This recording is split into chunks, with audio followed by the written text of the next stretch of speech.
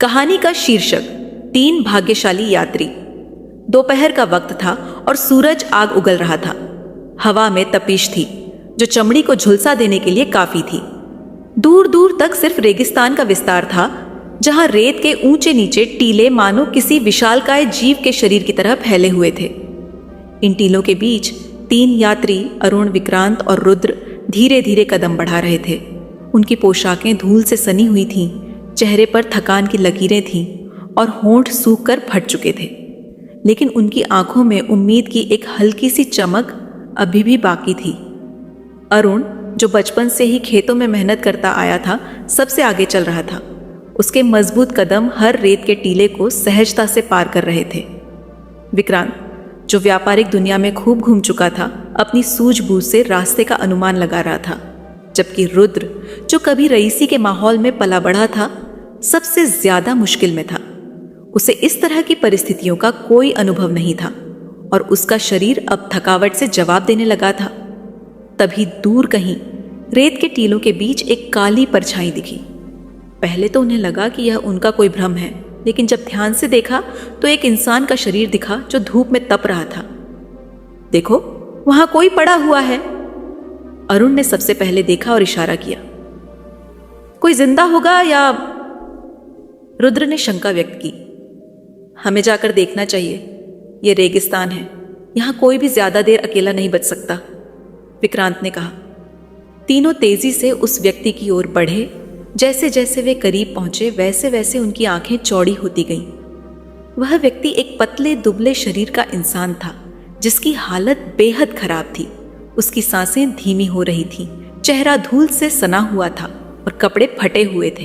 अरुण ने झटपट अपनी पानी की मशक खोली और उस व्यक्ति के होठों पर कुछ बूंदें टपकाईं।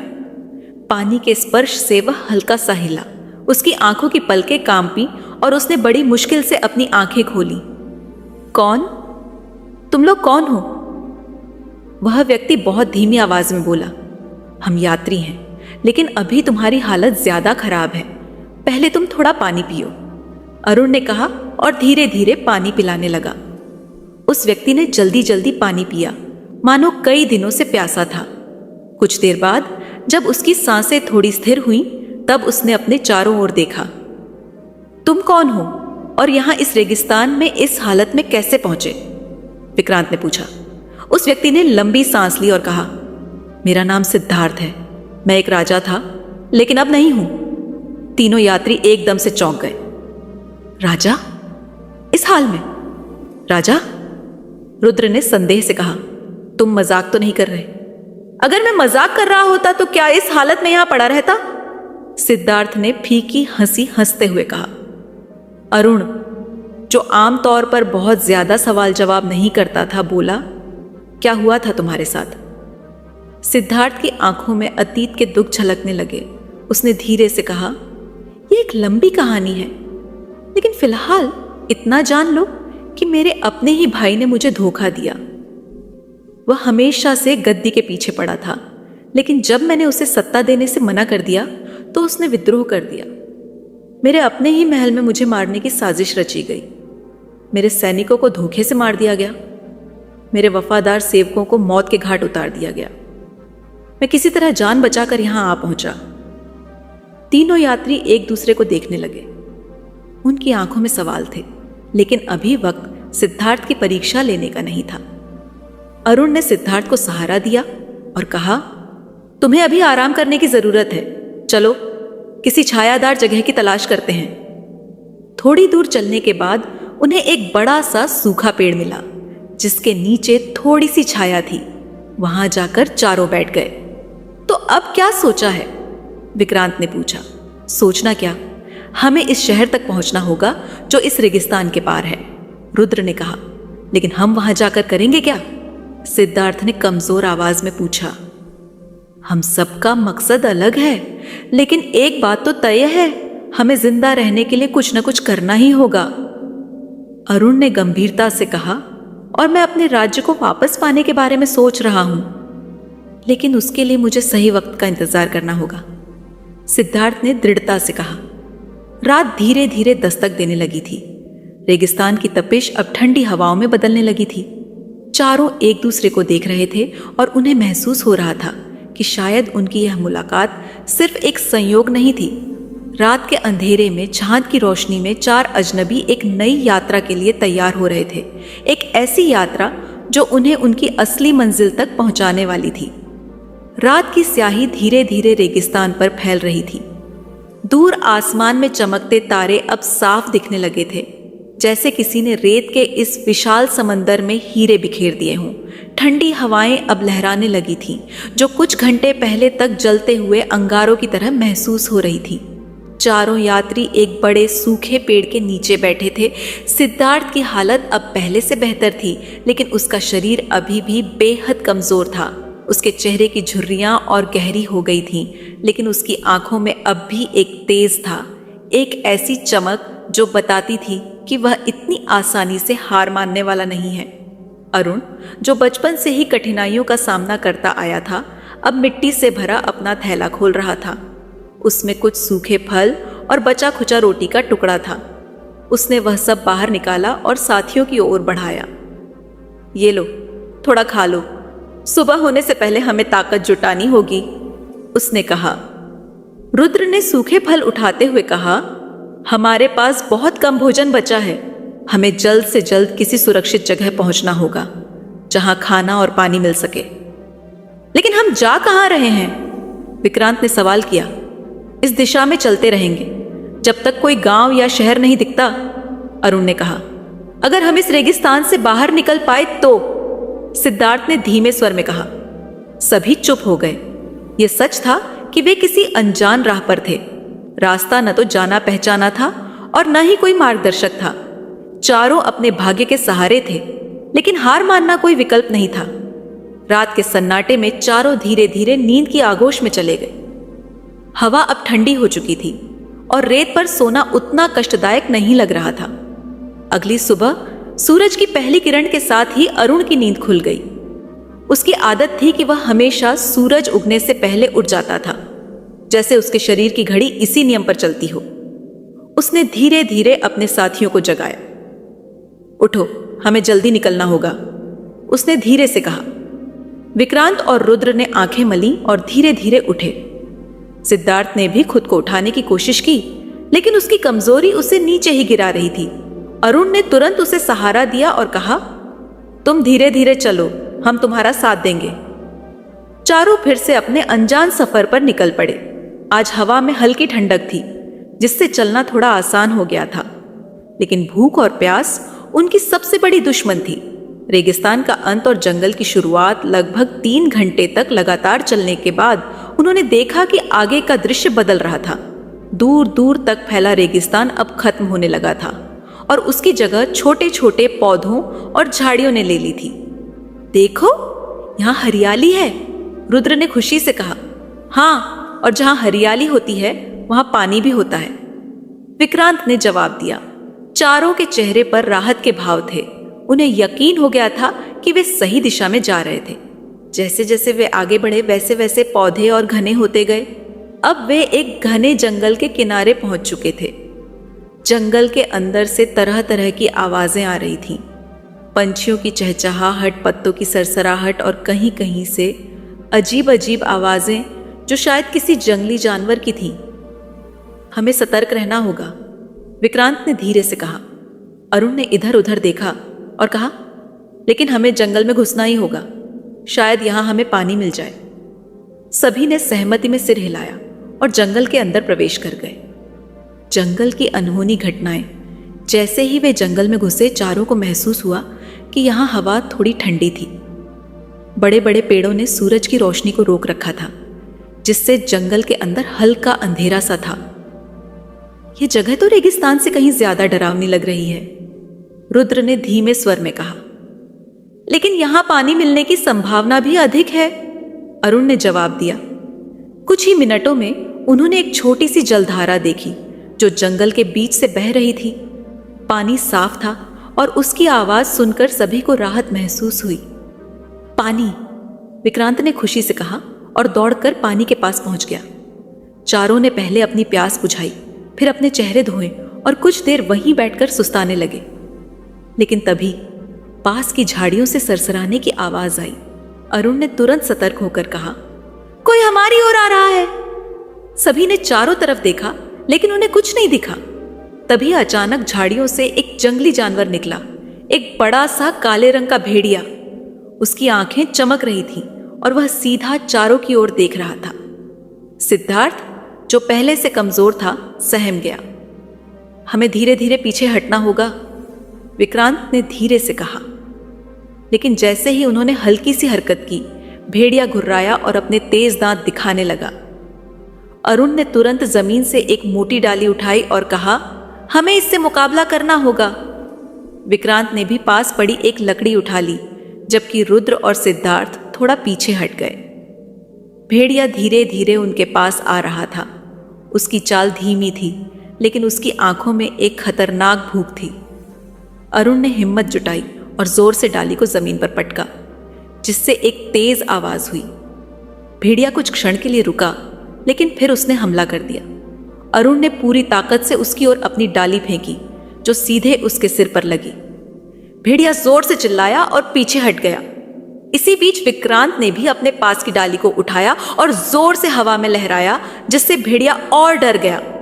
कुछ क्षण के लिए भेड़िया रुका, फिर धीरे धीरे उसने पीछे हटना शुरू कर दिया।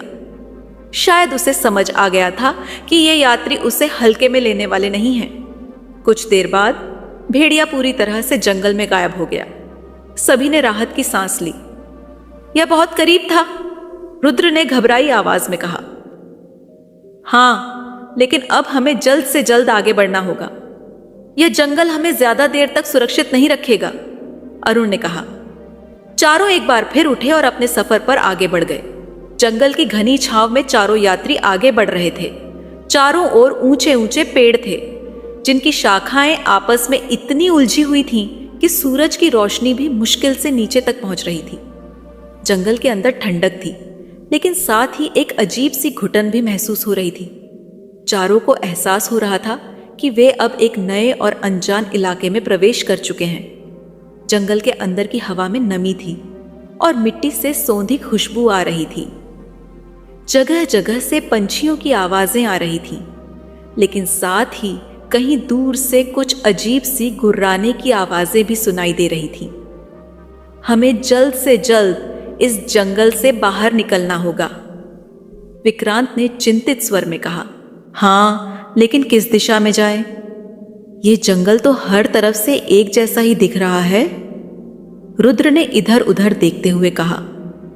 अरुण, जो बचपन से गांव में रहा था और जंगलों के बारे में थोड़ा बहुत जानता था, ध्यान से इधर उधर देखने लगा।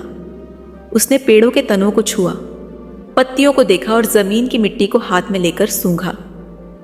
अगर हम पानी की दिशा में चले तो हमें कोई बस्ती मिल सकती है, अरुण ने कहा। लेकिन पानी की दिशा का पता कैसे लगेगा? सिद्धार्थ ने धीरे से पूछा, क्योंकि वह अभी भी कमजोर था और ज्यादा चलने की हालत में नहीं था। अरुण ने इशारा किया, यहां देखो, इन पेड़ों की जड़ों को देखो, ये जिस दिशा में झुकी हुई है वही दिशा पानी की होगी। विक्रांत और रुद्र ने ध्यान से देखा और पाया कि सचमुच पेड़ों की जड़ें एक खास दिशा में झुकी हुई थीं। ठीक है, तो हम उस दिशा में चलते हैं, विक्रांत ने कहा और चारों धीरे धीरे आगे बढ़ने लगे। चलते चलते उन्हें अजीब अजीब आवाजें सुनाई देने लगीं। कभी ऐसा लगता मानो कोई उनके पीछे चल रहा हो, तो कभी ऐसा लगता कि कोई उन पर नजर रख रहा हो। मुझे यह जगह कुछ ठीक नहीं लग रही, रुद्र ने धीमी आवाज में कहा। हमें बस सावधान रहना होगा, अरुण ने जवाब दिया। जंगल का रास्ता अब और भी घना और उलझा हुआ हो गया था। जगह जगह बेलें लटकी हुई थीं, जो रास्ते को और भी मुश्किल बना रही थीं। कहीं कहीं जहरीले कीड़े मकोड़े घूम रहे थे, जो अगर शरीर से चिपक जाए तो गंभीर खतरा पैदा कर सकते थे। चलते चलते लगभग 2 घंटे बीत चुके थे, लेकिन अब तक उन्हें कोई इंसानी बस्ती नहीं मिली थी। लेकिन तभी अचानक रुद्र की नजर दूर एक हल्की सी रोशनी पर पड़ी। देखो, वहां कुछ रोशनी दिख रही है, उसने उत्साह से कहा। सभी ने ध्यान से देखा। हाँ, वहां वाकई कुछ रोशनी थी, जो पेड़ों के बीच से झिलमिला रही थी। शायद कोई गांव हो, सिद्धार्थ ने उम्मीद से कहा। चलो वहां चलते हैं, अरुण ने कहा। चारों रोशनी की दिशा में तेजी से बढ़े।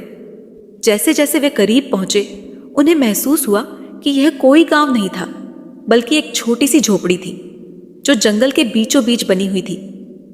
झोपड़ी बहुत पुरानी लग रही थी। उसकी दीवारों पर काई जमी हुई थी और छत के ऊपर सूखी लकड़ियां रखी हुई थीं। झोपड़ी के बाहर एक बुजुर्ग आदमी बैठा हुआ था जो आग जलाकर कुछ पका रहा था। बुजुर्ग ने जैसे ही चारों को आते देखा, उसने अपनी आंखें ऊपर उठाई और मुस्कुराया। आओ यात्रियों, बहुत दूर से आए लगते हो, उसने भारी आवाज में कहा। चारों थोड़े आशंकित थे, लेकिन फिर भी धीरे धीरे उसके पास पहुंचे। हम जंगल से बाहर निकलने का रास्ता ढूंढ रहे हैं, अरुण ने विनम्र स्वर में कहा। बुजुर्ग ने ध्यान से चारों की हालत को देखा।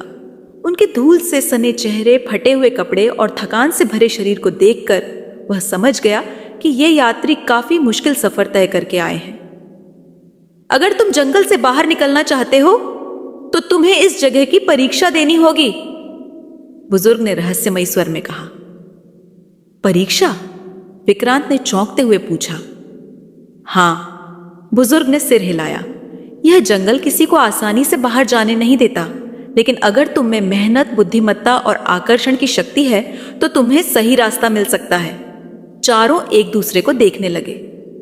यह बात अजीब तो थी, लेकिन उनके पास और कोई विकल्प नहीं था।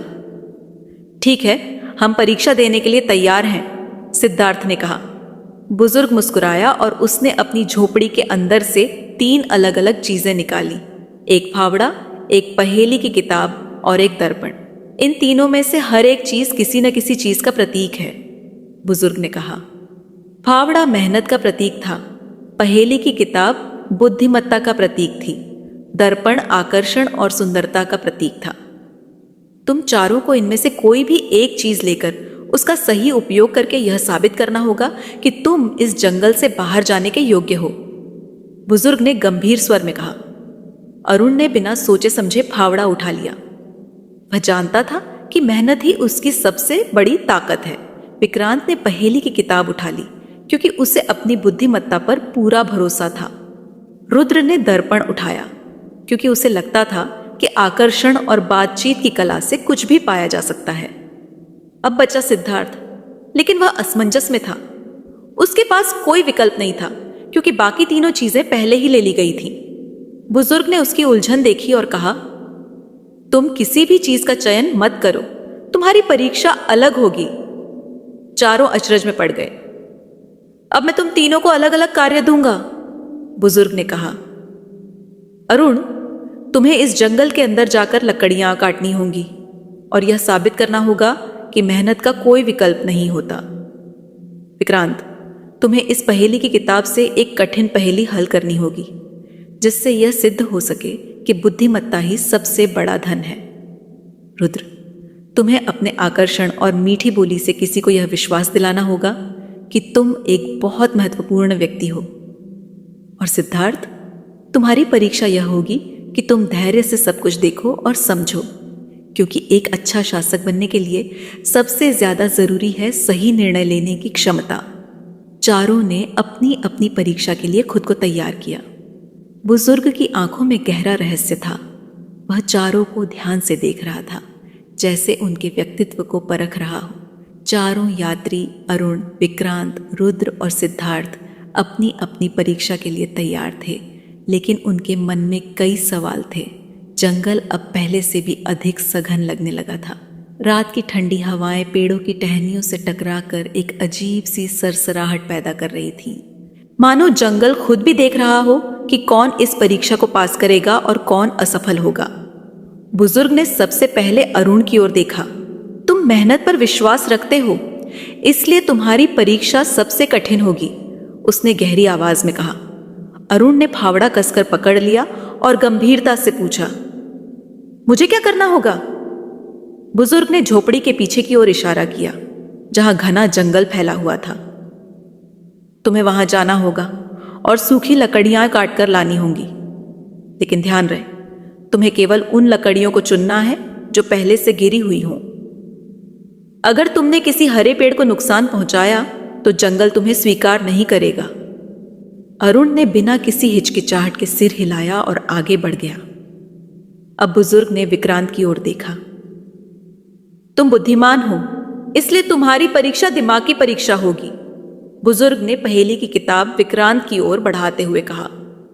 तुम्हें इस किताब में से सबसे कठिन पहेली का उत्तर खोजना होगा। अगर तुम सफल हुए तो जंगल तुम्हें अपना मार्ग दिखा देगा, लेकिन अगर तुम असफल हुए तो तुम हमेशा के लिए इस जंगल में भटक जाओगे। विक्रांत ने किताब को खोला और ध्यान से पढ़ने लगा। अब बारी थी रुद्र की। बुजुर्ग ने उसके हाथ में दर्पण थमाया और कहा, तुम सुंदरता और आकर्षण पर भरोसा करते हो, तो तुम्हारी परीक्षा यह होगी कि तुम जंगल के अंदर किसी अजनबी को यह विश्वास दिलाओ कि तुम कोई बहुत बड़ा शासक हो। अगर तुम सफल हुए तो तुम्हें जंगल का रहस्य मिलेगा, लेकिन अगर तुम असफल हुए तो तुम अपनी असली पहचान तक खो बैठोगे। रुद्र ने आत्मविश्वास से सिर हिलाया और जंगल की ओर बढ़ गया। अब सिर्फ सिद्धार्थ बचा था। बुजुर्ग ने उसकी ओर देखा और मुस्कुराया। तुम्हारी परीक्षा बाकी सबसे कठिन होगी, क्योंकि तुम राजा रहे हो। तुम्हें सिर्फ एक काम करना है, यहां बैठकर इंतजार करना और धैर्य रखना। अगर तुम धैर्य खो बैठे तो तुम अपनी असली ताकत को कभी नहीं पहचान पाओगे। सिद्धार्थ ने गहरी सांस ली और झोपड़ी के बाहर बैठ गया। अब परीक्षा शुरू हो चुकी थी। अरुण की परीक्षा। जंगल का सम्मान अरुण झोपड़ी के पीछे फैले घने जंगल में धीरे धीरे बढ़ रहा था।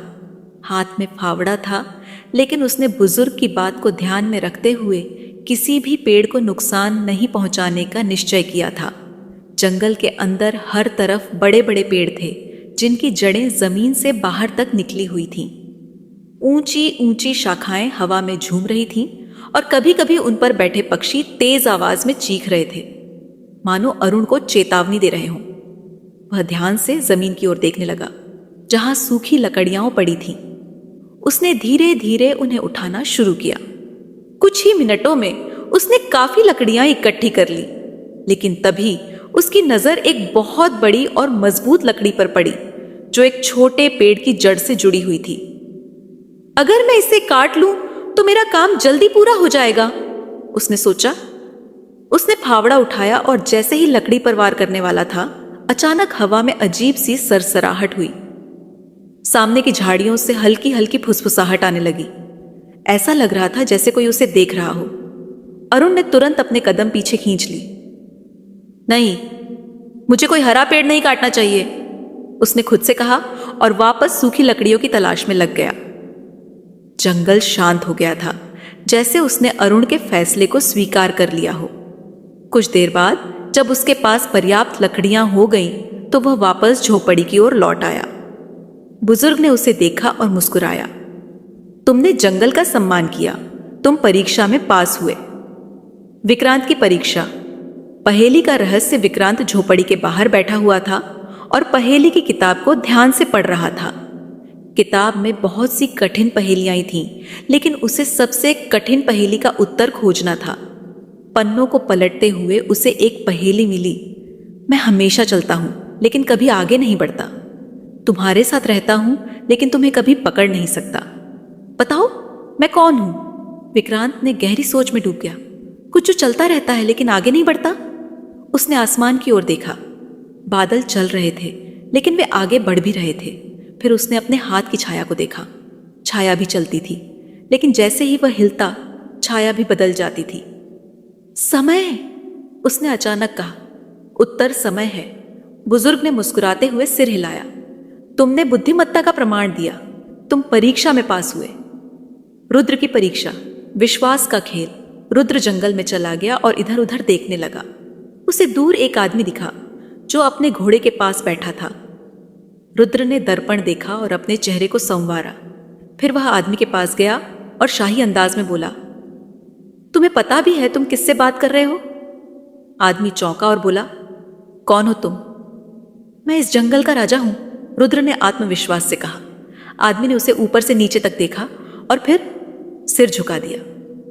मुझे माफ करें महाराज, मैं आपको पहचान नहीं पाया। रुद्र मुस्कुराया। कोई बात नहीं, तुमने मुझे पहचान लिया, यही काफी है। रुद्र वापस झोपड़ी पर पहुंचा तो बुजुर्ग ने सिर हिलाया। तुमने आत्मविश्वास से अपनी परीक्षा पास की। सिद्धार्थ की परीक्षा, धैर्य की परीक्षा। सिद्धार्थ पूरे समय बस चुपचाप बैठा रहा। घंटों बीत गए लेकिन उसने कोई सवाल नहीं किया। रात होने लगी लेकिन वह हिला नहीं। अचानक झोपड़ी के अंदर से एक आवाज आई, तुम्हारी परीक्षा समाप्त हो गई। सिद्धार्थ ने आंखें खोली और देखा कि बुजुर्ग मुस्कुरा रहे थे। तुमने धैर्य रखा, तुम सबसे कठिन परीक्षा में पास हुए। चारों मित्र एक दूसरे की ओर देखने लगे। अब तुम इस जंगल से बाहर जाने के योग्य हो, बुजुर्ग ने कहा और झोपड़ी के पीछे एक रहस्यमयी रास्ता दिखाया। रात घनी हो चुकी थी लेकिन आसमान में चांद पूरी तरह अपनी रोशनी बिखेर रहा था। जंगल के विशाल वृक्षों की छाया चांदनी में डरावनी और रहस्यमयी लग रही थी। झोपड़ी के पीछे खुलने वाला रहस्यमयी रास्ता चारों यात्रियों को अपनी ओर बुला रहा था। बुजुर्ग की बातों के अनुसार यह वही मार्ग था जिससे वे जंगल से बाहर निकल सकते थे, लेकिन यह रास्ता आसान नहीं होने वाला था। अरुण, विक्रांत, रुद्र और सिद्धार्थ एक दूसरे को देखते रहे। उनकी आंखों में कई सवाल थे, लेकिन अब वे यह तय कर चुके थे कि आगे बढ़ना ही उनकी नियति है। हम तैयार हैं, सिद्धार्थ ने दृढ़ स्वर में कहा। बुजुर्ग ने धीमे से मुस्कुराते हुए कहा, तो जाओ, लेकिन ध्यान रहे, यह रास्ता केवल उन्हीं के लिए खुलता है जो अपने ऊपर विश्वास रखते हैं। अगर तुमने रास्ते पर चलते हुए खुद पर संदेह किया तो यह मार्ग तुम्हें कहीं का नहीं छोड़ेगा। चारों ने एक साथ सिर हिलाया और धीरे धीरे उस संकरी पगडंडी पर चलने लगे। रहस्यमयी रास्ता जंगल का यह भाग पहले से भी अधिक घना था। चारों ओर ऊंचे ऊंचे पेड़ थे जिनकी शाखाएं आपस में इतनी उलझी हुई थीं कि कहीं से भी चांद की रोशनी भीतर नहीं आ रही थी। रात के अंधेरे में यह रास्ता और भी डरावना लग रहा था। यह रास्ता अजीब सा क्यों लग रहा है? रुद्र ने धीरे से पूछा। क्योंकि यह जंगल का सबसे रहस्यमयी भाग है, विक्रांत ने जवाब दिया। अरुण सबसे आगे चल रहा था। उसके हाथ में एक लकड़ी थी जिससे वह रास्ते के सामने आने वाली बेलों को हटा रहा था।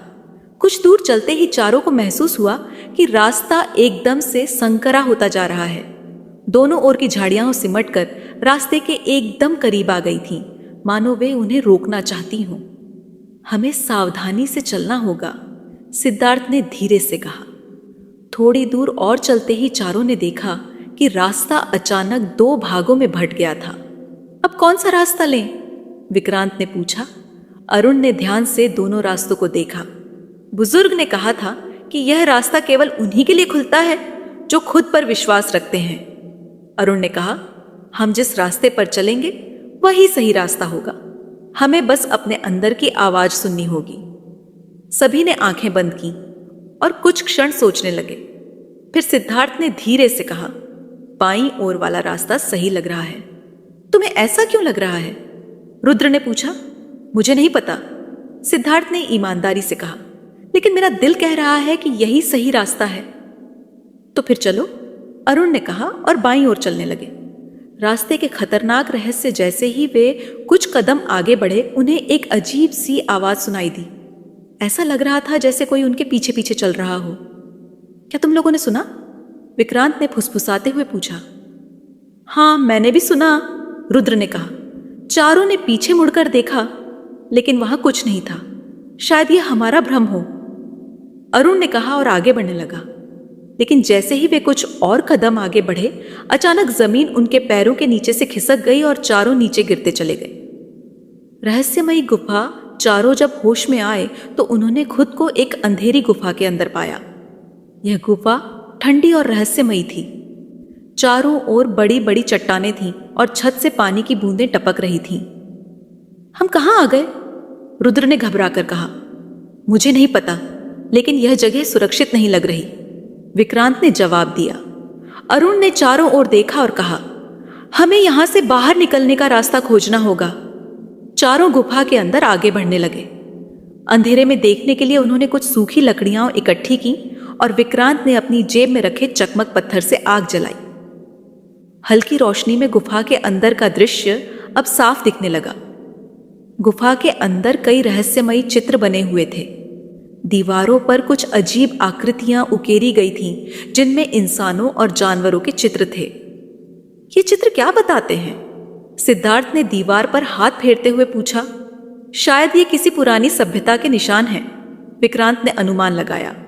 लेकिन तभी अचानक गुफा के अंदर से एक अजीब सी गुर्राने की आवाज आई। चारों एकदम से सतर्क हो गए। क्या वह भेड़िया फिर से आ गया? रुद्र ने डरते हुए पूछा। नहीं, यह आवाज किसी और चीज की है, अरुण ने धीमे से कहा। गुफा के अंदर अंधेरे में कुछ हलचल हुई। आग की हल्की रोशनी में चारों ने देखा कि गुफा के अंदर एक विशाल सांप लहरा रहा था। हमें यहां से निकलना होगा, विक्रांत ने घबराकर कहा। सांप धीरे धीरे उनकी ओर बढ़ रहा था। उसकी चमकती आंखें और फुफकारती जीभ देखकर चारों के रोंगटे खड़े हो गए। अरुण ने तेजी से चारों ओर देखा और कहा, हम गुफा की दीवारों पर चढ़ सकते हैं, लेकिन हम इतनी ऊंचाई तक कैसे पहुंचेंगे? रुद्र ने कहा। कोई और तरीका नहीं है, हमें कोशिश करनी होगी, सिद्धार्थ ने कहा। चारों जल्दी जल्दी चट्टानों पर चढ़ने लगे। सांप नीचे से उन्हें देख रहा था, लेकिन वह इतनी ऊंचाई तक नहीं पहुंच सकता था। थोड़ी देर की कोशिश के बाद वे गुफा की ऊंची चट्टानों पर पहुंच गए और वहां से एक संकरी दरार में घुस गए। देखो, यह एक सुरंग है, विक्रांत ने कहा। चारों तेजी से सुरंग में घुसे और आगे बढ़ने लगे। सुरंग बहुत संकरी थी और उसमें से गुजरना मुश्किल हो रहा था, लेकिन वे किसी तरह आगे बढ़ते रहे। कुछ देर बाद उन्होंने देखा कि सुरंग का दूसरा छोर खुला था और वहां से ताजी हवा आ रही थी। हम बाहर निकल रहे हैं, अरुण ने खुशी से कहा। चारों तेजी से आगे बढ़े और कुछ ही देर में वे गुफा से बाहर निकल आए। एक नया संसार जंगल अब पीछे छूट चुका था। उनके सामने एक विशाल मैदान था, जिसके दूसरी ओर एक बड़ा शहर दिखाई दे रहा था। हम किसी शहर के पास पहुंच गए हैं, सिद्धार्थ ने राहत की सांस लेते हुए कहा। शायद यही वह जगह है जहां हमें अपनी किस्मत आजमानी होगी, विक्रांत ने कहा। लेकिन क्या यह शहर हमें अपनाएगा? क्या यहां हमें सुरक्षित ठिकाना मिलेगा? रुद्र ने संदेह व्यक्त किया। यह हमें खुद ही पता लगाना होगा, अरुण ने दृढ़ता से कहा। चारों ने एक दूसरे की ओर देखा और फिर शहर की ओर बढ़ने लगे। सुबह की पहली किरण जैसे ही आकाश पर फैली, चारों यात्रियों ने राहत की सांस ली। वे अब एक नए पड़ाव पर आ चुके थे। जंगल की रहस्यमयी दुनिया को पीछे छोड़ते हुए वे अब एक अनजान शहर की ओर बढ़ रहे थे, जो उनके सामने फैले विशाल मैदान के उस पार दिखाई दे रहा था। हवा में अब जंगल की घुटन भरी नमी के बजाय खुली जमीन की ताजगी थी। घास पर हल्की ओस जमी थी, जो सूरज की रोशनी में मोतियों की तरह चमक रही थी। पक्षियों की चहचहाहट माहौल को खुशनुमा बना रही थी, लेकिन चारों के दिलों में एक अजीब सी बेचैनी थी।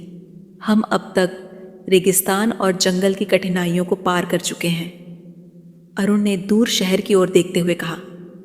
लेकिन यह शहर हमारे लिए कैसा साबित होगा, यह हमें नहीं पता।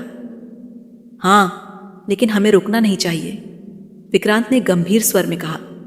हमें आगे बढ़ना होगा और यह पता लगाना होगा कि यह शहर हमें अपनाएगा या हमें यहां से भी भगा दिया जाएगा।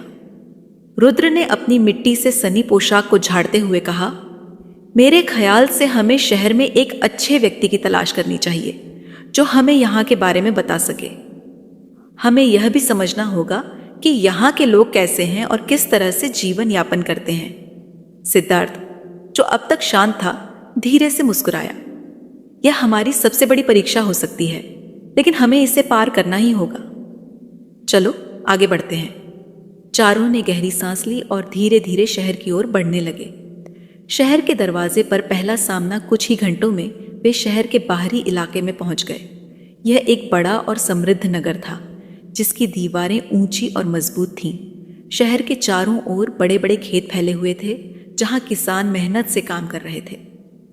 दूर दूर तक फैले हरियाली से भरे खेत देखकर अरुण के चेहरे पर हल्की मुस्कान आ गई। यह जगह समृद्ध लगती है, उसने कहा। हाँ, लेकिन हमें सतर्क रहना होगा, विक्रांत ने धीरे से कहा। हर समृद्ध जगह सभी के लिए सुरक्षित नहीं होती। हमें यह समझना होगा कि यहाँ बाहरी लोगों के प्रति कैसा व्यवहार किया जाता है। जब वे शहर के दरवाजे तक पहुंचे तो उन्होंने देखा कि वहां कुछ सशस्त्र प्रहरी खड़े थे। उनके हाथों में लंबे भाले थे और उनके चेहरे कठोर थे, जैसे वे किसी भी अजनबी को आसानी से अंदर नहीं जाने देंगे। चारों यात्री दरवाजे के पास पहुंचे तो उनमें से एक प्रहरी ने उन्हें रोक लिया। रुको, तुम कौन हो और इस शहर में क्या करने आए हो? प्रहरी ने कठोर स्वर में पूछा। अरुण ने एक कदम आगे बढ़कर कहा, हम यात्री हैं। हम एक लंबी यात्रा के बाद यहां पहुंचे हैं और इस शहर में शरण लेना चाहते हैं। प्रहरी ने चारों को ऊपर से नीचे तक देखा। उनके कपड़े फटे हुए थे, चेहरे पर सफर की थकान झलक रही थी और वे किसी भी तरह से अमीर नहीं लग रहे थे। यहां कोई भी अजनबी आसानी से नहीं आ सकता, प्रहरी ने सख्त लहजे में कहा। अगर तुम्हें शहर में प्रवेश करना है तो तुम्हें यह साबित करना होगा कि तुम इसके योग्य हो। और यह कैसे साबित किया जाएगा? विक्रांत ने गंभीर स्वर में पूछा। प्रहरी ने कुछ देर सोचा, फिर बोला, शहर में प्रवेश करने के लिए 3 परीक्षाएं रखी गई हैं। हर अजनबी को इनमें से किसी एक परीक्षा को पास करना होता है। अगर तुम असफल हुए तो तुम्हें इस शहर में प्रवेश नहीं मिलेगा और तुम्हें वापस लौटना होगा। चारों ने एक दूसरे की ओर देखा। हम तैयार हैं, सिद्धार्थ ने आत्मविश्वास से कहा। प्रहरी ने सिर हिलाया और कहा, पहली परीक्षा मेहनत की होगी, दूसरी परीक्षा बुद्धिमत्ता की होगी और तीसरी परीक्षा समाज में अपना स्थान बनाने की होगी। तुम चारों को इनमें से किसी एक परीक्षा को चुनना होगा और साबित करना होगा कि तुम इस शहर में रहने के योग्य हो। अरुण ने बिना देर किए कहा, मैं मेहनत की परीक्षा दूंगा। विक्रांत ने मुस्कुराकर कहा, और मैं बुद्धिमत्ता की परीक्षा लूंगा। रुद्र ने आत्मविश्वास से कहा, तो फिर मैं समाज में स्थान बनाने की परीक्षा लूंगा। सिद्धार्थ कुछ क्षण चुप रहा, फिर बोला, मैं कोई परीक्षा नहीं दूंगा, मैं सिर्फ देखूंगा और सीखूंगा। प्रहरी ने उसे अजीब नजरों से देखा लेकिन कुछ नहीं कहा। ठीक है, परीक्षा शुरू होने वाली है, चलो हमारे साथ, प्रहरी ने आदेश दिया। पहली परीक्षा, मेहनत की परीक्षा। अरुण को शहर के बाहर खेतों की ओर ले जाया गया। वहां पहले से कई किसान काम कर रहे थे। एक वृद्ध किसान ने उसे देखा और कहा, अगर तुम इस शहर में प्रवेश करना चाहते हो तो तुम्हें यह साबित करना होगा कि तुम असली मेहनतकश आदमी हो। यह खेत तुम्हारी परीक्षा होगी। तुम्हें यहां फसल काटनी होगी और साबित करना होगा कि तुम योग्य हो। अरुण ने बिना कुछ कहे हाथ में दरांती उठाई और काम में जुट गया। उसकी हर एक हरकत में आत्मविश्वास झलक रहा था। वह खेतों में उग रही फसल को सावधानी से काट रहा था, घास को समेट रहा था और इतनी तेजी से काम कर रहा था कि वहां के अन्य किसान भी चौंक गए। कुछ ही घंटों में उसने इतना काम कर लिया था जितना आमतौर पर 4 लोग मिलकर करते। वृद्ध किसान ने यह देखा और मुस्कुराया। तुम्हें इस शहर में रहने की अनुमति है, उसने कहा। अरुण की परीक्षा पूरी हो चुकी थी। दूसरी परीक्षा, बुद्धिमत्ता की परीक्षा। विक्रांत को शहर के पुस्तकालय में ले जाया गया, जहां उसे एक जटिल गणितीय पहेली दी गई। उसे इसे हल करना था और यह साबित करना था कि वह बुद्धिमान है। उसने ध्यान से पहेली को देखा और अपने ज्ञान का उपयोग करते हुए कुछ ही मिनटों में हल कर लिया। शहर के विद्वानों ने जब उसका उत्तर देखा तो वे प्रभावित हुए और बोले, तुम्हें इस शहर में रहने की अनुमति है।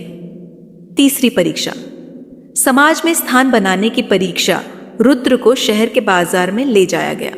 उसे एक खाली दुकान दी गई और कहा गया कि उसे यह साबित करना होगा कि वह लोगों को अपनी ओर आकर्षित कर सकता है और एक सफल व्यापारी बन सकता है। रुद्र ने तुरंत एक योजना बनाई। उसने अपनी बातों से लोगों को आकर्षित करना शुरू किया, उनकी समस्याओं को सुना और हल ढूंढने की कोशिश की।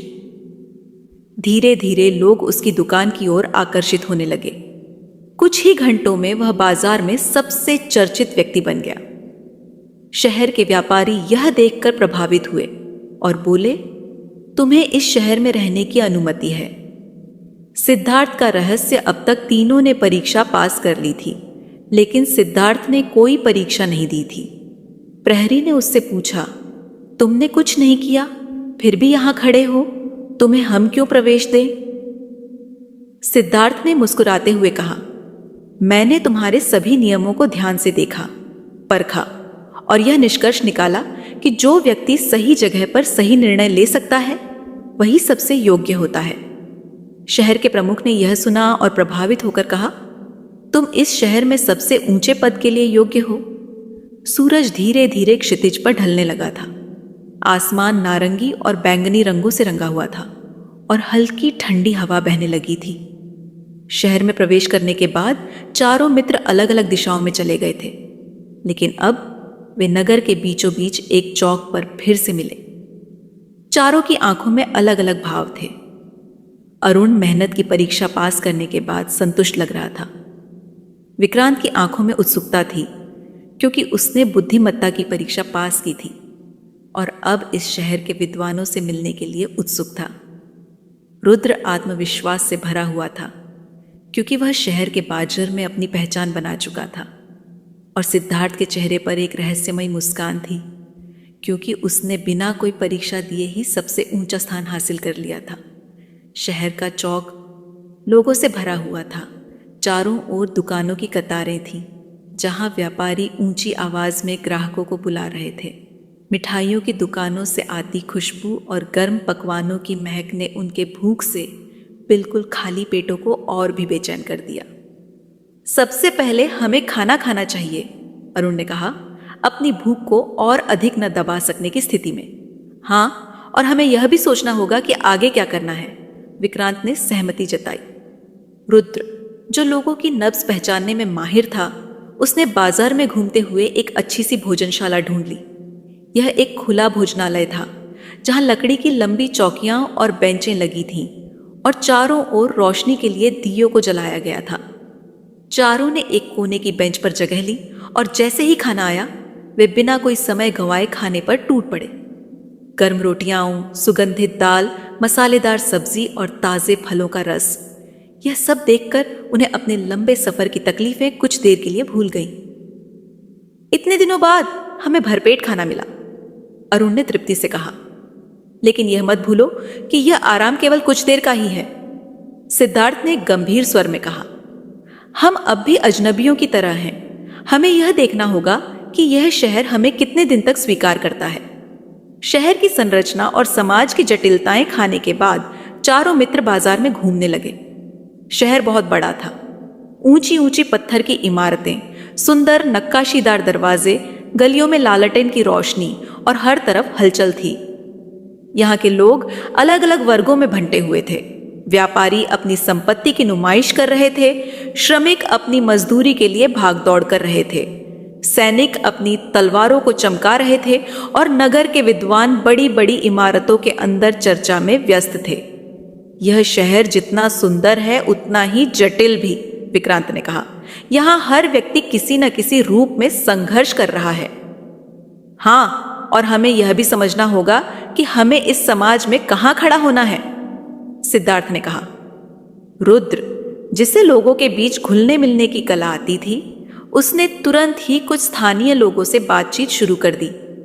उसने धीरे धीरे यह जान लिया कि इस शहर में 3 मुख्य शक्तियां थीं। पहली शक्ति व्यापारी वर्ग था, जो शहर की अर्थव्यवस्था को नियंत्रित करता था। दूसरी शक्ति सैनिक और शासक थे, जो नगर की रक्षा और प्रशासन का कार्य संभालते थे। तीसरी शक्ति विद्वानों की थी, जो नगर के सभी निर्णयों को सही ठहराने के लिए अपने ज्ञान और बुद्धिमत्ता का उपयोग करते थे। हमें इन तीनों शक्तियों में से किसी एक का समर्थन प्राप्त करना होगा, रुद्र ने कहा। अगर हम अपने लिए एक सुरक्षित स्थान बनाना चाहते हैं, तो हमें इनमें से किसी एक वर्ग का भरोसा जीतना होगा। व्यापारी वर्ग का समर्थन हमें धन दिला सकता है, सैनिकों का समर्थन हमें सुरक्षा दिला सकता है और विद्वानों का समर्थन हमें अधिकार दिला सकता है। विक्रांत ने गंभीरता से कहा। तो हमें क्या करना चाहिए, अरुण ने पूछा। सिद्धार्थ ने कुछ क्षण सोचा, फिर कहा, हम 4 हैं और हमारे पास 4 अलग अलग योग्यताएं हैं। हमें एक दूसरे को अलग अलग जिम्मेदारियां देनी होंगी। चारों का बंटवारा सिद्धार्थ ने तय किया कि अरुण श्रमिक वर्ग के लोगों के साथ घुलेगा मिलेगा और यह जानेगा कि शहर में आम लोगों की क्या स्थिति है। विक्रांत विद्वानों के समूह में जाएगा और यह पता लगाएगा कि नगर के सबसे बड़े विद्वान कौन हैं और वे किन विचारधाराओं का अनुसरण करते हैं। रुद्र व्यापारी वर्ग में जाएगा और यह पता लगाएगा कि कौन कौन से लोग इस शहर के सबसे शक्तिशाली व्यापारी हैं और स्वयं सिद्धार्थ सैनिकों और शासकों से मिलने की कोशिश करेगा ताकि यह समझ सके कि इस नगर के प्रशासन में क्या चल रहा है। अरुण का अनुभव आम लोगों की सच्चाई अगली सुबह अरुण श्रमिकों के इलाके में चला गया। यह शहर का सबसे गरीब और संघर्षशील इलाका था। यहाँ लोग दिन भर खड़ी मेहनत करते थे, लेकिन फिर भी उनके पास पर्याप्त भोजन और धन नहीं था। क्या तुम नए आए हो? एक बुजुर्ग मजदूर ने पूछा। हाँ, अरुण ने जवाब दिया, मैं काम की तलाश में हूं। बुजुर्ग ने उसे एक निर्माण स्थल पर ले जाकर कहा, अगर तुम में ताकत है तो यहां काम कर सकते हो, लेकिन यहां मेहनत बहुत करनी पड़ती है और मजदूरी बहुत कम मिलती है। अरुण ने बिना किसी हिचकिचाहट के काम शुरू कर दिया। उसने पूरे दिन पत्थर तोड़े, मिट्टी उठाई और इमारतों की दीवारें बनाने में मदद की। शाम को जब उसे मजदूरी मिली तो वह चौंक गया। इतनी कम मजदूरी? उसने हैरान होकर पूछा।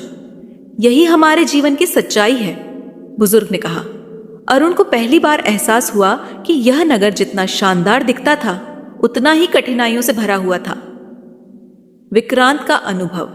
विद्वानों के खेल विक्रांत नगर के पुस्तकालय में गया, जहां नगर के सबसे बुद्धिमान व्यक्ति एकत्र होते थे। अगर तुम विद्वानों के साथ रहना चाहते हो तो पहले हमें यह बताओ कि तुम क्या जानते हो, एक वृद्ध विद्वान ने पूछा। विक्रांत ने अपनी बुद्धिमत्ता का परिचय देते हुए कई कठिन प्रश्नों के उत्तर दिए। विद्वानों ने उसे स्वीकार कर लिया, लेकिन उसने जल्द ही महसूस किया कि यहां भी राजनीति थी। नगर के विद्वान दो गुटों में बंटे हुए थे। एक गुट नगर के शासकों का समर्थन करता था और दूसरा गुट नगर के व्यापारियों के साथ था। विक्रांत समझ गया कि इस नगर में ज्ञान भी शक्ति का खेल था। रुद्र का अनुभव। व्यापारियों की दुनिया। रुद्र ने बाजार में अपने आकर्षण और चतुराई से जल्दी ही व्यापारियों का ध्यान खींच लिया। उसने उनकी बातों को सुना और समझा कि यह नगर व्यापारिक प्रतिस्पर्धा से भरा हुआ था। कुछ व्यापारी एक दूसरे के कट्टर विरोधी थे और वे किसी भी कीमत पर अपने प्रतिद्वंद्वियों को हराना चाहते थे।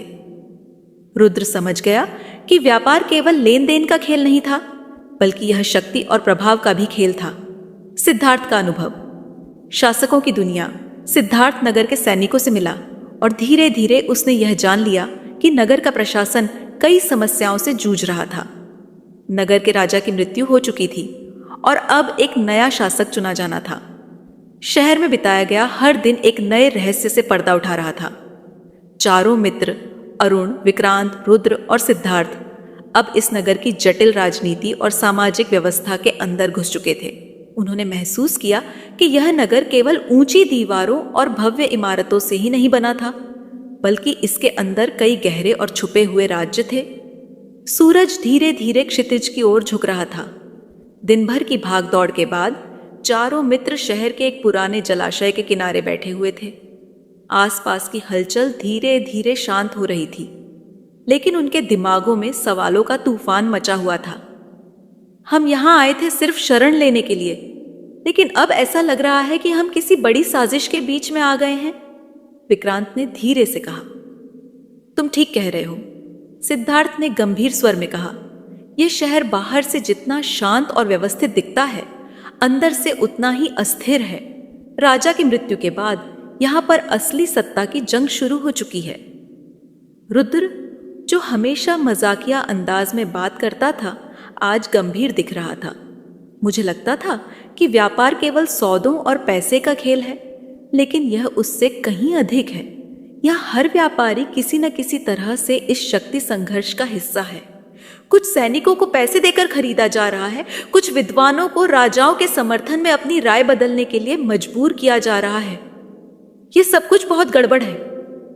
अरुण, जो अब तक मजदूरों के बीच रहकर उनकी समस्याओं को समझ चुका था, गहरी सांस लेते हुए बोला, सबसे ज्यादा परेशानी यहाँ के आम लोगों को हो रही है। राजा के बिना कोई यह नहीं देख रहा कि उनके लिए क्या अच्छा है। व्यापारी अपने फायदे के लिए चीजों के दाम बढ़ा रहे हैं, सैनिक गरीबों से कर वसूल रहे हैं और विद्वान केवल बहस कर रहे हैं, लेकिन कोई समाधान नहीं निकाल रहा। तो अब सवाल यह है कि हम क्या करें? विक्रांत ने पूछा।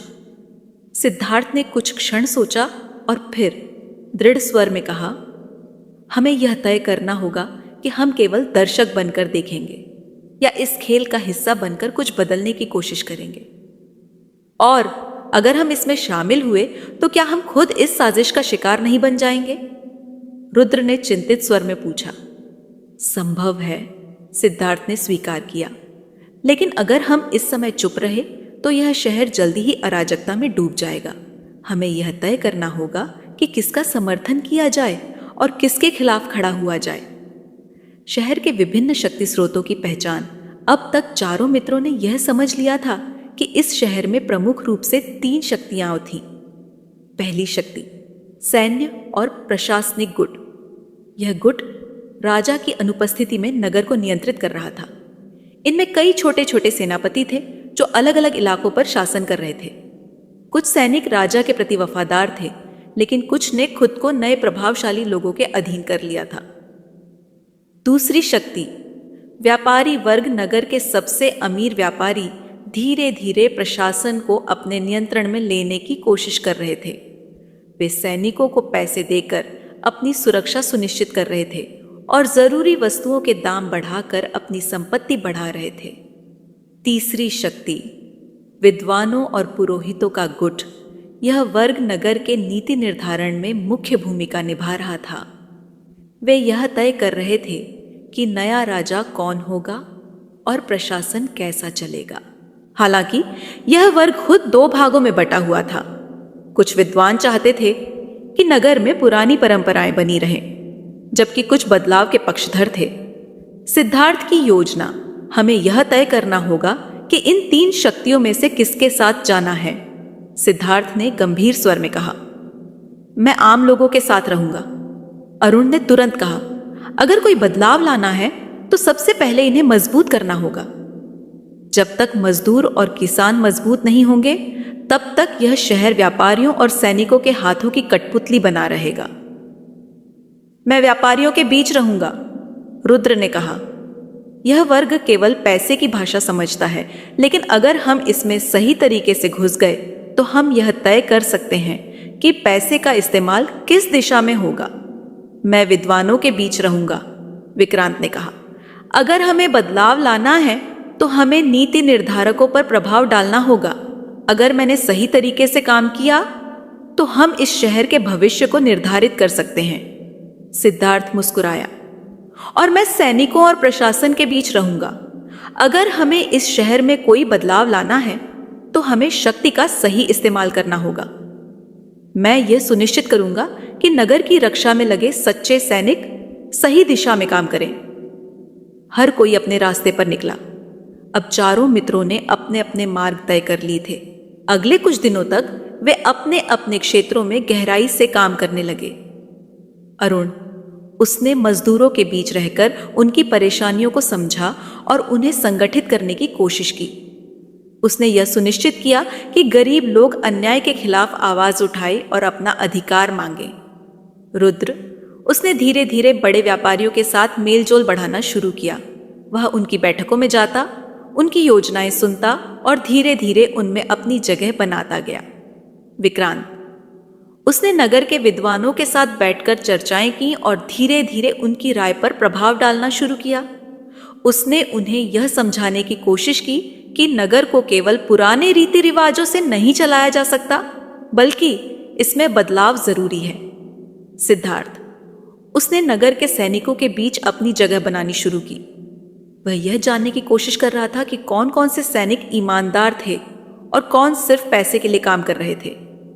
नगर के भीतर नई हलचल कुछ ही दिनों में इन चारों की कोशिशों से नगर में हलचल मच गई।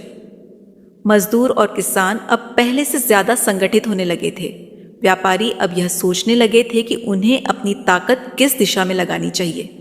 विद्वानों के बीच बहसें तेज हो गई थीं और सैनिकों के बीच भी असमंजस की स्थिति बनने लगी थी। लेकिन यह सब देखकर नगर के ताकतवर लोग सतर्क हो गए थे। वे अब यह समझने लगे थे कि कोई 4 लोग हैं जो नगर के संतुलन को बिगाड़ने की कोशिश कर रहे हैं। एक रात जब चारों मित्र जलाशय के पास मिले तो सिद्धार्थ ने गंभीर स्वर में कहा, हम अब इस खेल में पूरी तरह फंस चुके हैं। अब कोई भी हमारी मौजूदगी को नजरअंदाज नहीं करेगा। विक्रांत ने सिर हिलाया। और इसका मतलब यह है कि अब हमें और भी सतर्क रहना होगा, क्योंकि जल्द ही कोई हमें रोकने की कोशिश करेगा। रुद्र ने हल्की मुस्कान के साथ कहा, तो फिर हम तैयार रहें, खेल अभी शुरू ही हुआ है।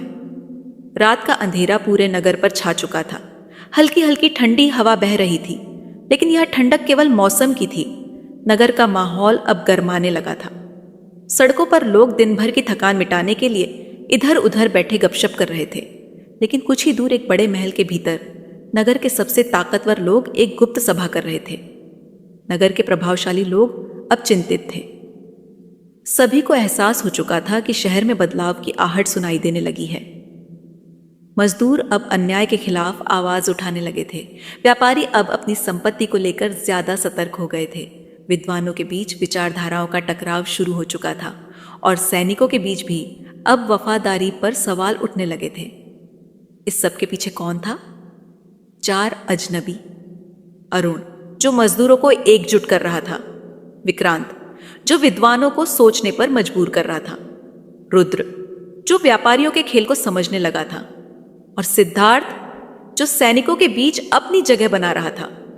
नगर के शासकों और धनवान व्यापारियों को यह बर्दाश्त नहीं था कि कुछ अजनबी आकर उनके बनाए हुए संतुलन को बिगाड़ दें। हमें इन चारों से जल्दी छुटकारा पाना होगा, एक धनी व्यापारी ने कहा, जिसकी दुकानें पूरे नगर में फैली हुई थीं। लेकिन हम इन्हें सीधे तौर पर नहीं मार सकते, एक सेनापति ने गंभीर स्वर में कहा।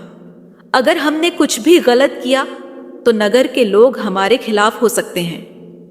तो फिर हमें यह खेल चालाकी से खेलना होगा, एक बूढ़े विद्वान ने धीरे से कहा। कैसे? हम इन्हें आमने सामने से नहीं हरा सकते, बूढ़े विद्वान ने आंखें सिकोड़ते हुए कहा। लेकिन हम इन्हें एक दूसरे के खिलाफ जरूर कर सकते हैं। सभी लोग कुछ क्षण के लिए चुप हो गए, लेकिन फिर धीरे धीरे उनके चेहरे पर मुस्कान फैलने लगी। अब एक नई साजिश की योजना बन चुकी थी। नगर में चारों मित्रों की स्थिति इधर अरुण, विक्रांत, रुद्र और सिद्धार्थ अब तक यह समझ चुके थे कि वे किसी आसान रास्ते पर नहीं थे। अरुण ने देखा कि मजदूरों का उत्साह तो बढ़ रहा था, लेकिन कुछ लोगों में डर भी था। उन्हें लगने लगा था कि अगर उन्होंने अधिक विरोध किया तो नगर के सशक्त लोग उन्हें नुकसान पहुंचा सकते हैं। विक्रांत ने महसूस किया कि विद्वानों में कुछ लोग अब उसके खिलाफ हो रहे थे। जहां पहले वे उसकी बातें ध्यान से सुनते थे, अब उनमें से कुछ जानबूझकर उसे गलत साबित करने की कोशिश कर रहे थे। रुद्र को भी बाजार में अजीब सा तनाव महसूस होने लगा था। कुछ व्यापारी उससे कतराने लगे थे, जबकि कुछ उसे अपने पक्ष में करने की कोशिश कर रहे थे। सिद्धार्थ के लिए स्थिति सबसे अधिक उलझी हुई थी। वह सैनिकों के बीच अपनी जगह बना रहा था, लेकिन अचानक कुछ सैनिकों ने उससे दूरी बनानी शुरू कर दी थी। कुछ था जो गलत हो रहा था। पहला वार अरुण पर संकट। अगली सुबह जब अरुण मजदूरों के इलाके में पहुंचा तो उसने देखा कि वहां पर कुछ सैनिक पहले से ही खड़े थे। वे एक गरीब किसान को पीट रहे थे और लोग भयभीत होकर यह सब देख रहे थे। रुको, अरुण ने क्रोध में आकर कहा और सैनिकों के पास जा पहुंचा। सैनिकों ने उसकी ओर देखा और एक ने व्यंग्यपूर्ण हंसी के साथ कहा, तो तुम ही वह व्यक्ति हो जो मजदूरों को भड़काने की कोशिश कर रहा है। मैं मजदूरों को उनके अधिकारों के बारे में बता रहा हूं, अरुण ने साहसपूर्वक कहा। सैनिक ने उसकी ओर कदम बढ़ाया और कहा, अगर तुम इतने ही बहादुर हो तो इस किसान को बचाकर दिखाओ। अरुण जानता था कि अगर वह सैनिकों से भिड़ा तो उसे गिरफ्तार किया जा सकता है, लेकिन अगर वह पीछे हटा तो मजदूरों का विश्वास टूट सकता था। कुछ क्षण के लिए उसने अपनी स्थिति को समझने की कोशिश की। फिर उसने धीमे स्वर में कहा, अगर यह किसान दोषी है तो इसे नगर के न्यायालय में ले चलो। इसे इस तरह मारना गलत है, सैनिक ने हंसते हुए कहा। हम ही न्यायालय हैं। और किसान पर एक और लात मार दी। अब अरुण से सहन नहीं हुआ। उसने तेजी से सैनिक का हाथ पकड़ लिया और झटका देकर उसे पीछे कर दिया। सैनिक चौंक गया। यह देखकर बाकी मजदूरों में भी हिम्मत आ गई और वे धीरे धीरे आगे बढ़ने लगे। सैनिकों ने यह देखा और समझ गए कि अब उन्हें पीछे हटना होगा। वे जाते जाते बोले, अब तुमने जो किया है उसके लिए तुम्हें कीमत चुकानी होगी। अरुण को एहसास हो गया था कि अब उसके लिए मुश्किलें बढ़ने वाली थीं। दूसरा वार विक्रांत को बदनाम करने की साजिश उसी दिन नगर के विद्वानों के बीच एक विशेष सभा बुलाई गई। इस सभा में नगर के सबसे प्रभावशाली विद्वान उपस्थित थे। विक्रांत जब वहां पहुंचा तो उसे महसूस हुआ कि माहौल पहले से अलग था। लोग उसे संदेह की दृष्टि से देख रहे थे। सभा शुरू हुई और अचानक एक विद्वान ने विक्रांत की ओर उंगली उठाकर कहा, हमारे बीच एक अजनबी आया है जो हमारी पुरानी परंपराओं को बदलने की कोशिश कर रहा है। क्या हम इसे सहन करेंगे? हॉल में हलचल मच गई। विक्रांत चौंक गया। मैंने कुछ भी गलत नहीं किया, उसने जवाब दिया। मैं सिर्फ यह कह रहा हूं कि हमें नए विचारों के लिए खुला रहना चाहिए। नए विचार?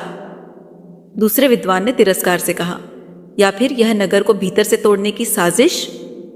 अब विक्रांत को समझ में आया कि यह किसी बड़ी साजिश का हिस्सा था। तीसरा वार रुद्र को फंसाने की चाल।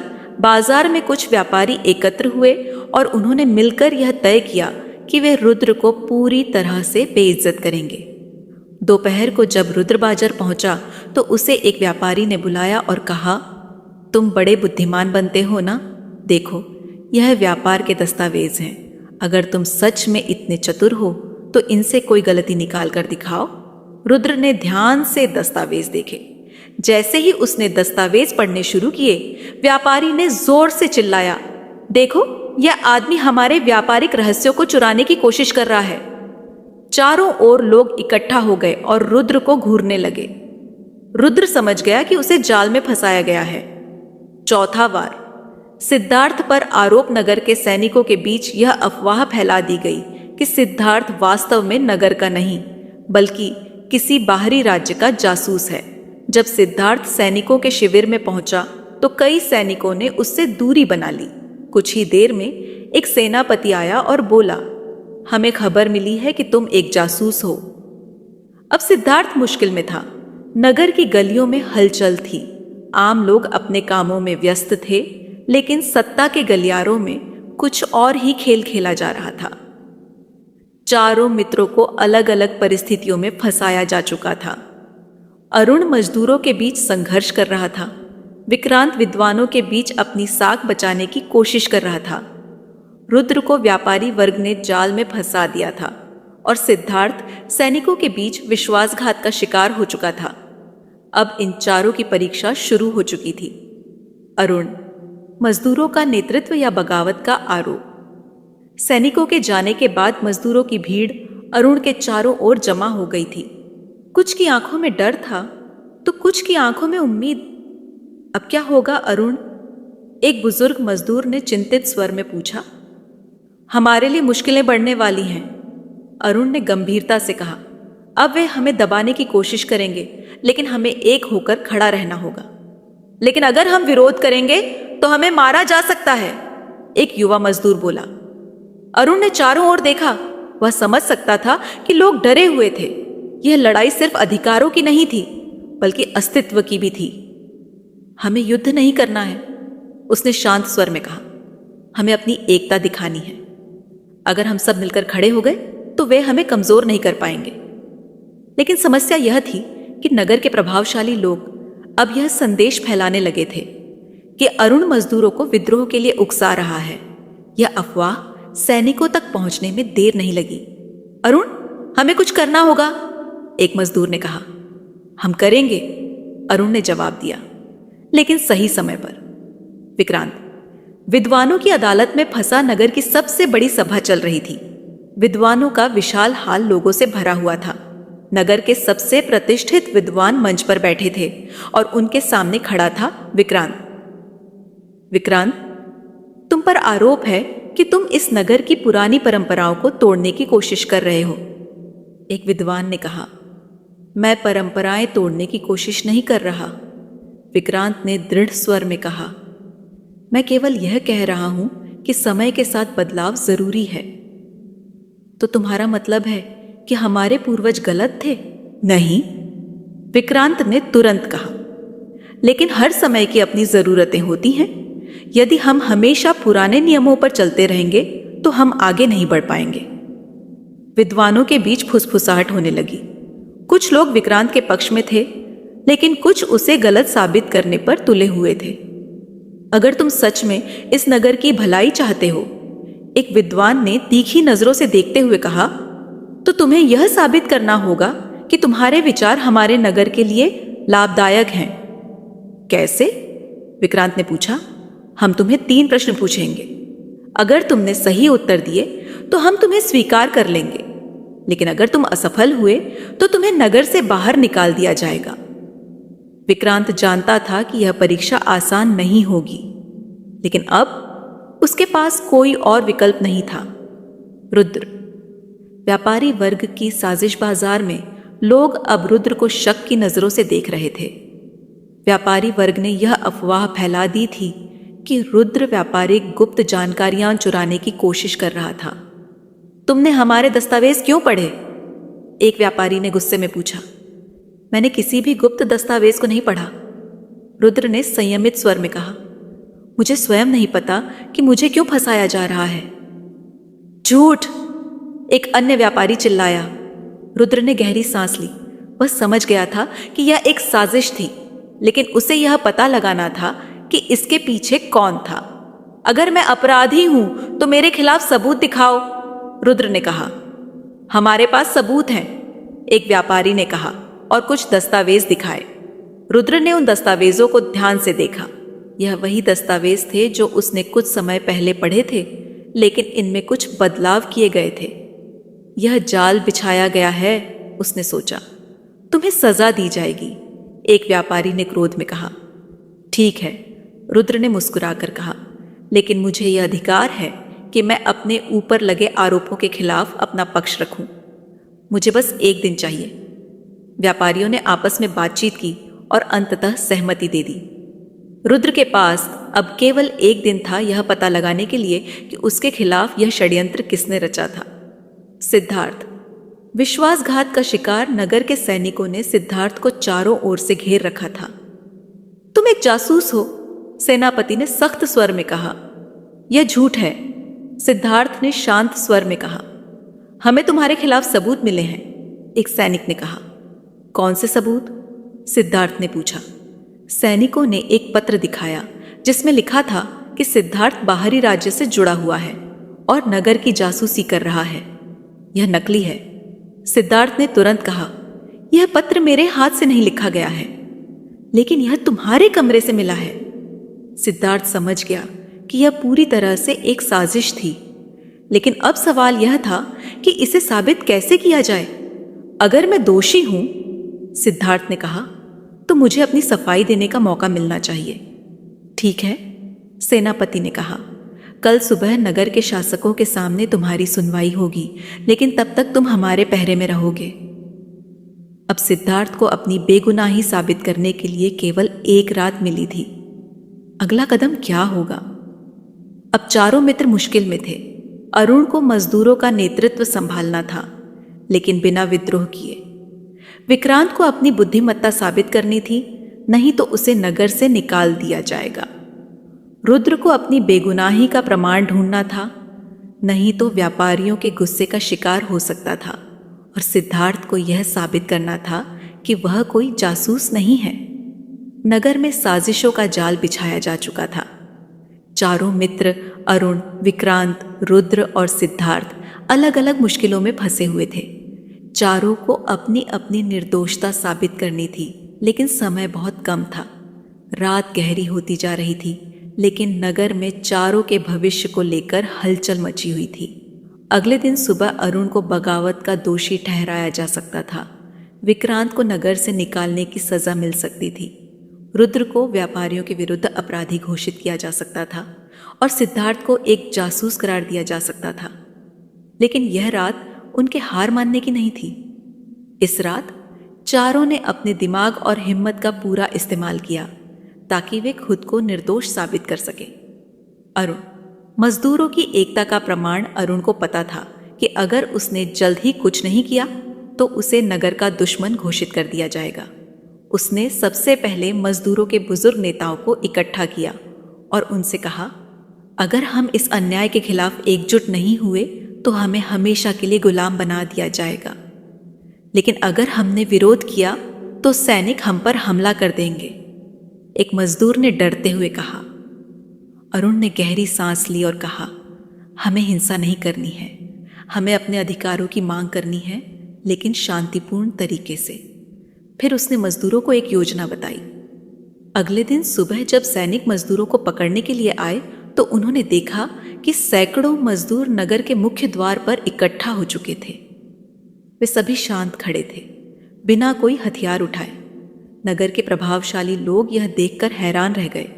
उन्होंने सोचा था कि मजदूर डर के कारण पीछे हट जाएंगे, लेकिन वे अपनी एकता के बल पर खड़े थे। नगर के शासकों को यह समझ में आ गया कि अगर उन्होंने मजदूरों पर बल प्रयोग किया तो नगर में और अशांति फैल सकती थी। हम किसी भी कीमत पर मजदूरों का शोषण नहीं होने देंगे, अरुण ने ऊंची आवाज में कहा। नगर के शासकों ने आखिरकार यह मान लिया कि मजदूरों को उचित अधिकार दिए जाने चाहिए। अरुण की परीक्षा पूरी हो चुकी थी। विक्रांत। बुद्धिमत्ता का न्याय नगर की विद्वानों की सभा शुरू हो चुकी थी। विक्रांत के लिए 3 प्रश्न निर्धारित किए गए थे, जिनका उत्तर देना ही उसकी निर्दोषता साबित कर सकता था। पहला प्रश्न पूछा गया, जो चीज जितनी ज्यादा छिपाई जाती है वह उतनी ही ज्यादा उजागर होती है, वह क्या है? विक्रांत ने मुस्कुराते हुए जवाब दिया, सत्य। सभा में हलचल हुई। यह उत्तर सही था।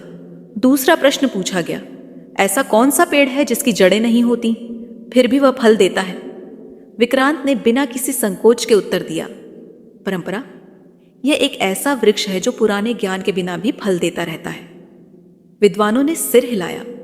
यह उत्तर भी सही था। अब तीसरा और सबसे कठिन प्रश्न आया, सच्चा राजा कौन होता है? विक्रांत ने कुछ क्षण सोचा और फिर उत्तर दिया, जो अपने लोगों की सेवा करे, न कि केवल उन पर शासन करे। सभा में गहरा सन्नाटा छा गया।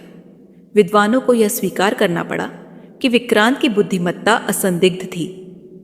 तुमने खुद को साबित कर दिया है, सभा के सबसे वरिष्ठ विद्वान ने कहा। विक्रांत अब इस नगर का एक सम्मानित व्यक्ति बन चुका था। रुद्र। व्यापारियों की चाल का पर्दाफाश। रुद्र के पास केवल एक दिन था यह पता लगाने के लिए कि उसके खिलाफ साजिश किसने रची थी। रात भर उसने नगर के विभिन्न व्यापारियों से गुप्त रूप से बात की और धीरे धीरे उसे एक अहम सुराग मिल गया। वह व्यापारी जिसने सबसे पहले उस पर आरोप लगाया था, वह खुद नगर के सबसे भ्रष्ट व्यापारियों में से एक था। अगले दिन जब उसे न्यायालय में पेश किया गया तो उसने सबके सामने कहा, अगर मैंने व्यापारिक रहस्यों की चोरी की है तो क्या यह व्यापारी इस बात की पुष्टि कर सकता है कि उसके दस्तावेज वास्तविक हैं? व्यापारी घबरा गया। रुद्र ने आगे कहा, अगर मुझे दोषी ठहराना है तो पहले इन दस्तावेजों की जांच होनी चाहिए। नगर के शासकों ने दस्तावेजों की जांच करवाई और यह साबित हो गया कि ये जाली थे। रुद्र निर्दोष साबित हुआ और भ्रष्ट व्यापारी को दंडित किया गया। अब वह नगर के व्यापारियों में सबसे सम्मानित बन चुका था। सिद्धार्थ। सैनिकों के बीच न्याय की जीत। सिद्धार्थ पर जासूसी का आरोप था, लेकिन उसके पास खुद को निर्दोष साबित करने का एक ही तरीका था, उस असली जासूस को ढूंढना जिसने नगर में गड़बड़ी फैलाई थी। रात भर वह सैनिकों के बीच अपनी खोजबीन करता रहा और अंततः उसे एक गुप्त पत्र मिला जो किसी अज्ञात व्यक्ति को संबोधित था। अगले दिन जब न्यायालय में उसकी सुनवाई हुई तो उसने वह पत्र नगर के शासकों के सामने प्रस्तुत किया। अगर मैं जासूस होता तो क्या मैं यह पत्र यहां लाता? उसने पूछा। नगर के शासकों को एहसास हुआ कि वे एक बड़ी गलती करने जा रहे थे। उन्होंने तुरंत आदेश दिया कि पत्र की लिखावट की जांच की जाए और जल्द ही यह पता चल गया कि असली जासूस नगर के ही एक सैनिक के रूप में छिपा हुआ था। सिद्धार्थ को निर्दोष घोषित कर दिया गया और उसे नगर के प्रशासन में एक सम्मानित स्थान दिया गया। चारों मित्रों की जीत नगर के प्रभावशाली लोगों की साजिशें नाकाम हो चुकी थीं। चारों मित्रों ने अपनी बुद्धिमत्ता, हिम्मत और संयम से खुद को निर्दोष साबित कर दिया था। अब नगर में एक नया युग शुरू हो रहा था। अरुण को नगर के श्रमिक संघ का नेतृत्व दिया गया। विक्रांत को विद्वानों के मुख्य सभा में स्थान मिला। रुद्र को नगर के व्यापारिक संघ में उच्च पद दिया गया और सिद्धार्थ, जिसे कभी जासूस समझा गया था, अब नगर के प्रशासन में सबसे सम्मानित व्यक्ति बन चुका था। नगर में अब न्याय और समानता की स्थापना हो चुकी थी। चारों मित्रों ने यह साबित कर दिया था कि मेहनत, बुद्धिमत्ता, चातुर्य और धैर्य से हर बाधा को पार किया जा सकता है। नगर के लोगों ने अब उन्हें सम्मान से देखा और इस तरह उनकी यात्रा समाप्त नहीं हुई, बल्कि एक नए अध्याय की शुरुआत हुई।